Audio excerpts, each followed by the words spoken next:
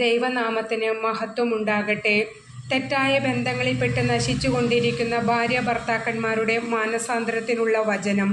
ഭാര്യമാരോ ഭർത്താക്കന്മാരോ ഇങ്ങനെയുള്ള അവസ്ഥയിൽ ജീവിക്കുന്നുണ്ടെങ്കിൽ അവർ ഈ വചനം ചൊല്ലി 6 മാസം ദിവസവും 33 പ്രാവശ്യം പ്രാർത്ഥിക്കണം.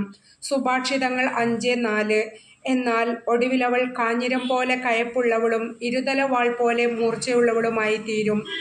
ഏതു വ്യക്തിയുമായാണോ നിങ്ങളുടെ ഭാര്യ അല്ലെങ്കിൽ ഭർത്താവ് സ്നേഹബന്ധത്തിൽ ഏർപ്പെട്ടിരിക്കുന്നത് ആ വ്യക്തിയെ സമർപ്പിക്കണം. വചനത്തിൽ പറഞ്ഞിരിക്കുന്നത് പോലെ അവർ പരസ്പരം കയ്പുള്ളവരായി മാറും. ഇരുതല വാൾ പോലെ അവർ അങ്ങോട്ടും ഇങ്ങോട്ടും മുറിയും. അവിടെ തീരുമെല്ലാം. പ്രിയപ്പെട്ടവരെ, യേശുവിൽ ശക്തമായി വിശ്വസിക്കുക, ആശ്രയിക്കുക. ഇതിനെക്കുറിച്ച് നിങ്ങൾക്ക് ഡീറ്റെയിലായി അറിയണമെങ്കിൽ വീഡിയോ കാണുക. ദൈവം നിങ്ങളെ സഹായിക്കട്ടെ. ആമേൻ.